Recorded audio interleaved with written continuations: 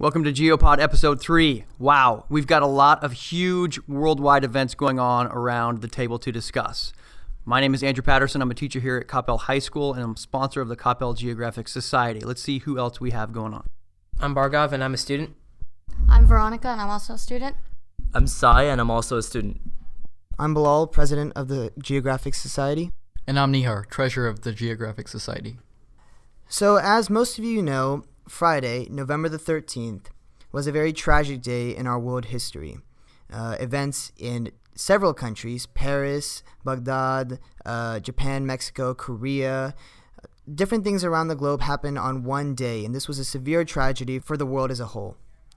So first, we're going to talk about, of course, what's been all over the news, what's happened in Paris. The event occurring Friday night is considered by many to be France's 9/11. News reporters are saying that this is the worst act of violence for the nation since World War II. And we're going to give you a brief rundown of exactly what happened according to the news. So the first attack occurred at 9:20 p.m. during a soccer match between France and Germany in the Stade de France stadium. Reporters say that one explosion occurred outside the stadium, startling the people inside, and another was supposed to be detonated inside the stadium, but a brave security guard prevented the carnage by stopping a terrorist wearing a suicide vest from getting inside, which saved 80,000 people. A third bomb detonated at a nearby McDonald's, killing one person. And then after these subsequent bombs, terrorists opened fire on a row of trendy cafes, killing 37 people. But this was just the start of the horrific night. So because of the mass chaos throughout Paris, France has now declared a state of emergency.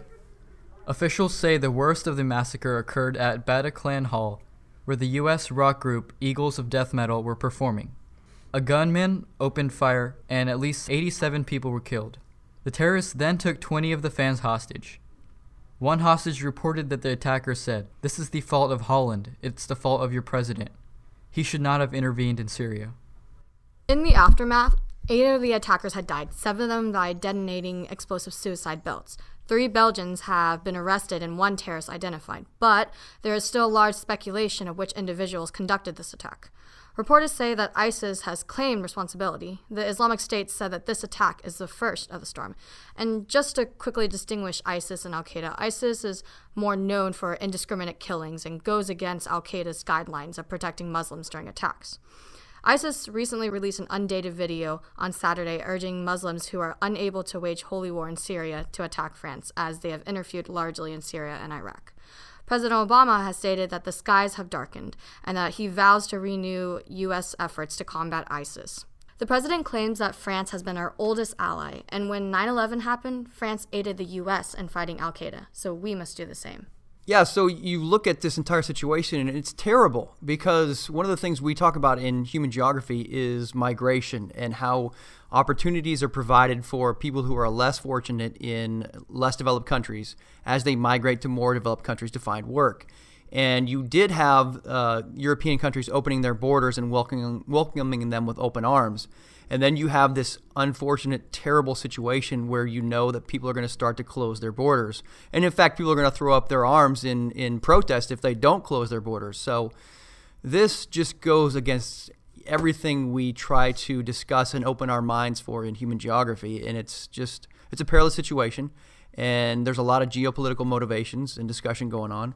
I mean, I don't know. What do you guys think is going to happen now? What is the answer at this point? I think the biggest issue that we have to realize is that there's no real solution to fixing this issue. You know, with these attacks, it's a group of people. You know, sometimes they're not even a part of an organization. You know, giving an example. So when 9/11 happened, President Bush decided to start a war with Afghanistan, and they had a specific target, Osama bin Laden, and they did airstrikes, they did bombings, and they were looking for a specific person. The problem is that there's a few isolated individuals in several countries. You know, ISIS is not concentrated in one country. So the problem is you can't just go say, you know, what France has done is, you know, they started doing airstrikes against Syria, you know, recently we saw yesterday. So the problem is that might not be the real solution because ISIS is such a spread out force and there's isolated groups. And, you know, when one group decides that, you know, I believe that music, which the band, and sports, the stadium, when all these things are against my religion, that I have the right to go solve the issue, and they think that solving the issue means blowing them up. So the problem is there's no real way to counter these terrorist attacks effectively because they're just so isolated and it's so random people that the real solution is not to just go bomb one country, because that's not going to solve the issue.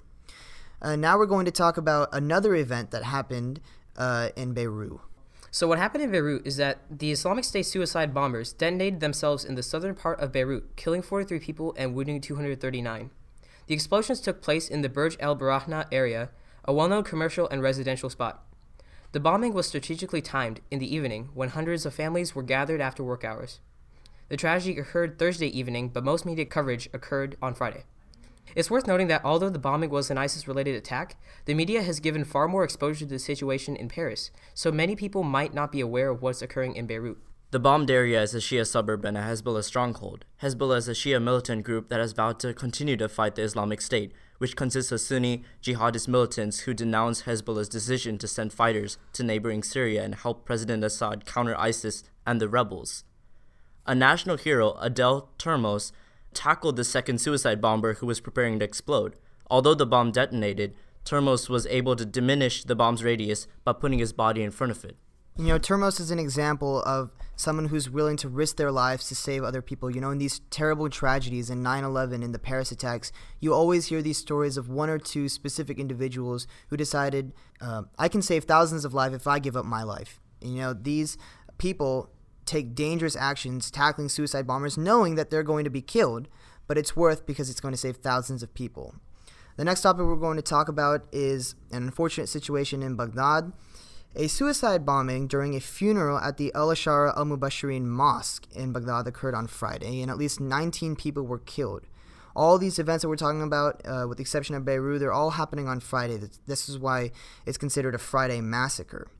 The funeral was for a member of the voluntary military force known as the Popular Mobilization, which is a Shia militia group that battle against ISIS, which is primarily Sunni. So Sunni militants of ISIS, who control large parts of Iraq's north and west areas, frequently set bombs off in the capital, Baghdad. Iraq has been afflicted with conflicts between Sunnis and Shias ever since the United States toppled Saddam Hussein in 2003. Another roadside bomb detonated on the same day at a Sunni shrine in Sadr city, killing 5 people.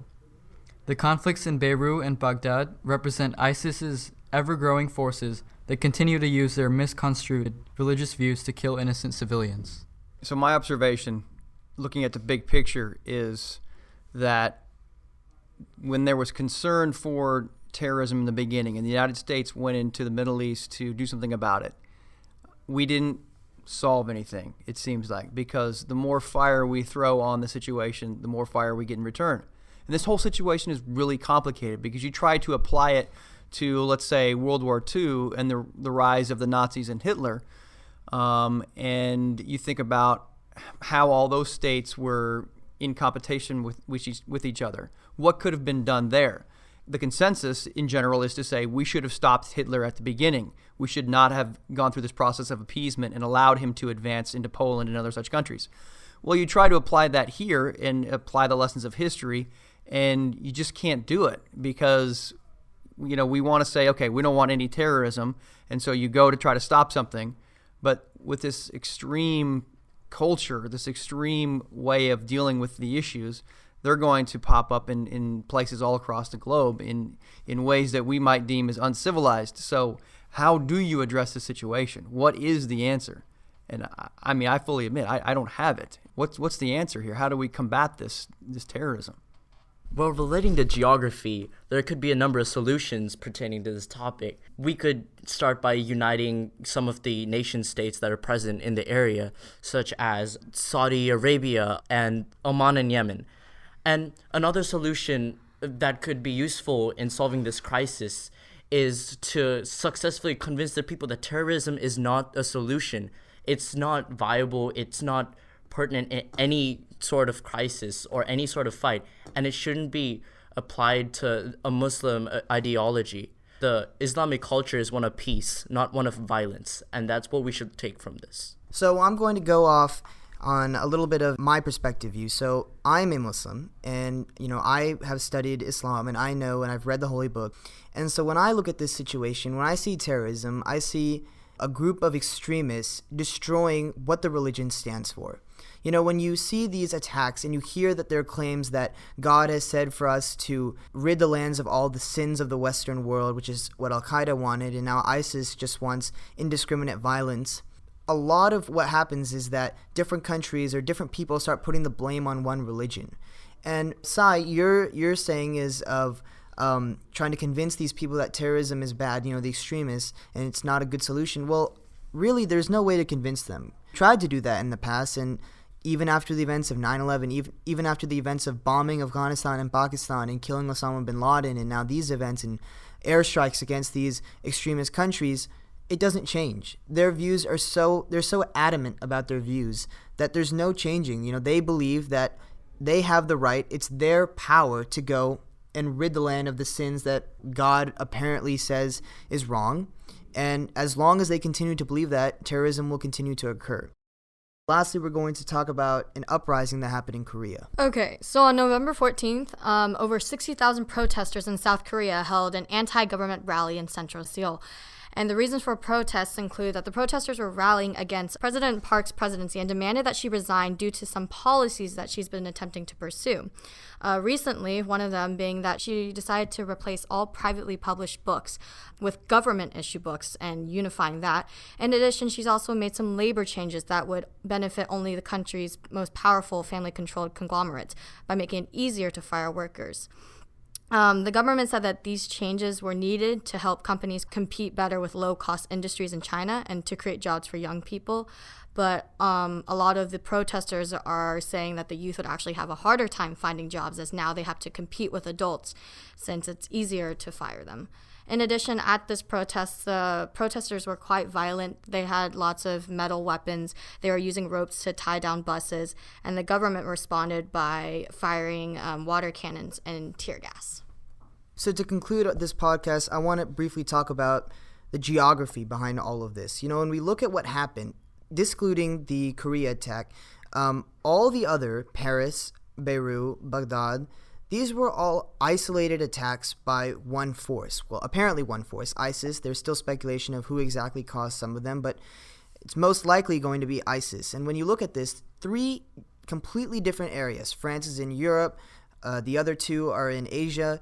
When you look at this in one day, this powerful force can cause this much damage. It's catastrophic. It's really sad to hear that a group is that coordinated. They have such a strategy that they can take 3 different locations, target them, and cause this insane violence that we've seen today.